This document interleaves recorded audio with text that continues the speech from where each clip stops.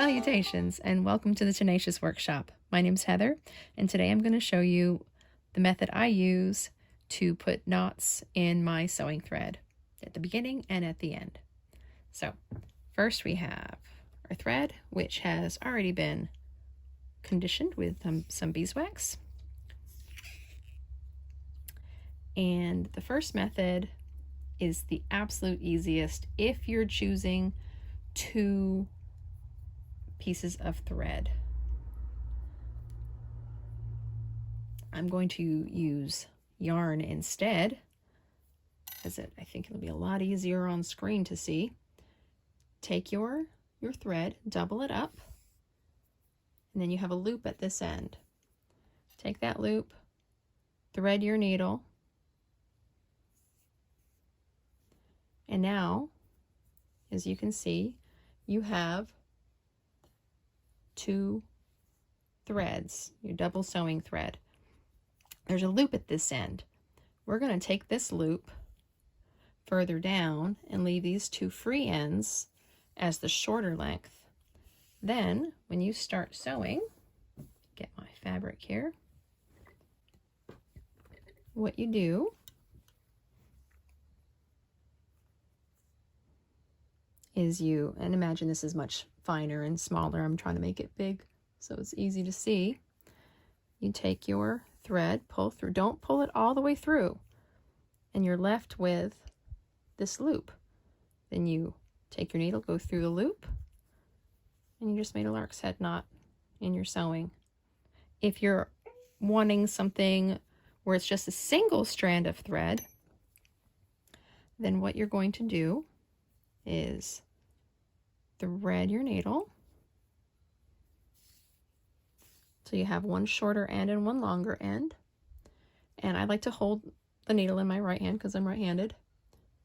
But you're going to essentially make a circle here where the tip of the needle is facing the tip of the opposite end, the long end. Ignore that one. And then you're just going to overlap the two and pinch it with your right hand. So I'm holding that and I'm pinching it all together. So I've made a loop. Then take that yarn or thread and wrap several times, 3 to 4, no more than 4, I'd say. That's 3. We're going to stick with 3 for the yarn. And you're going to hold it and try and pinch both of those sections together so that you're holding all of that. And then, oops, that popped out. Push it back down. Then push the needle through. And keep that hold. Keep pinching it. Keep pulling it all the way through. And you're left with a lovely knot in your sewing thread. I'm going to show you with this needle and thread, which is doubled. It'll work in doubled as well. So you make a loop, 1, 2, 3, pinch them both. You can have it be a little bit longer because you can always trim that off. A little tricky when the thread is waxed, as this is, because the needle wants to stick to it. But just push the needle through, work it over the eye if you need to, and just pull. If it kind of makes a little problem right there, just pull it out. There you go. Made a little knot. Then those tails are kind of long, so you can just trim them. No problem. So just make one length longer than the other.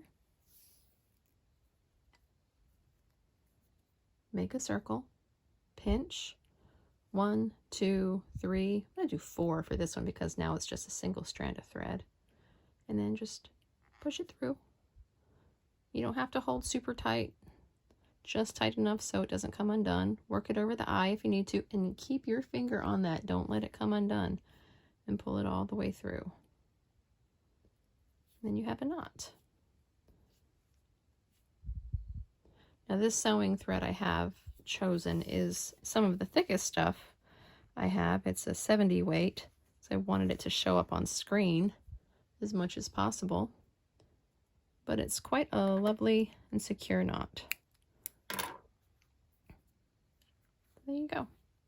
Now, let's just say you're sewing along and it's time to stop. Just do some quick and dirty running stitch here. And now I want to stop sewing. I want to tie my thread off. And this is how I do that. This is where I'm done. On the underside of my piece where it won't be seen, I'm going to take a little pinch right there, right next to my stitch. You position it however you need to, depending on how you're doing it. You can see the needle right there. And then I'm going to pull it through. I'm going to keep my thumb on it to kind of help control it to prevent tangles. And I'll make a little loop. I'm not going to pull it all the way shut. And then I'm going to take the needle and I'm going to go through that loop, put my thumb on that point, also holding things down. I'm going to create a second loop.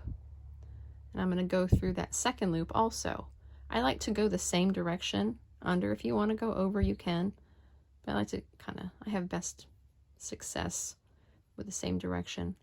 And then keep your thumb on it, not a death grip, but you want to kind of control it. And then just pull. And when you pull, it kind of cinches all down. And it makes a knot. And you're done. Just snip that off. And you're good. I'll show you that in the yarn. So here we go. I've got my knot from before in this yarn.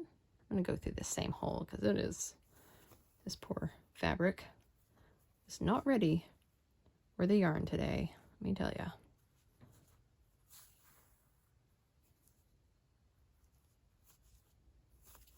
All right, so let's go right here. I'm going to take a pinch in the fabric.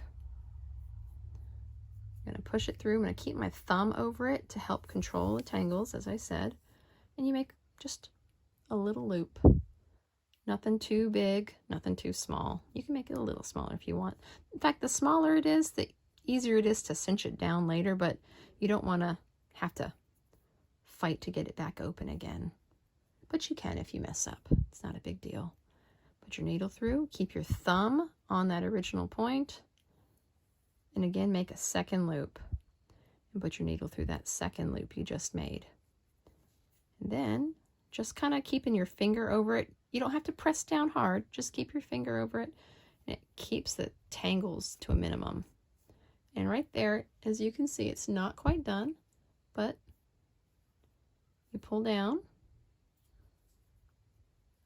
and it makes a knot.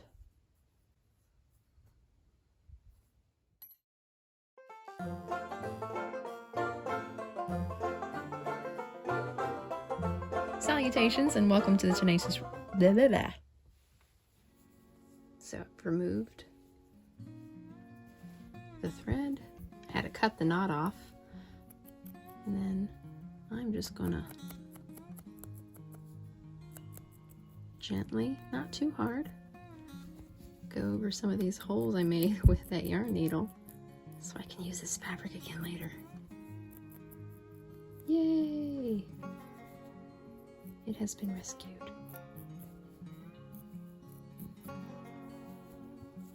Not too bad. Throw it in the wash and hopefully you'll never know that a huge needle went right through it.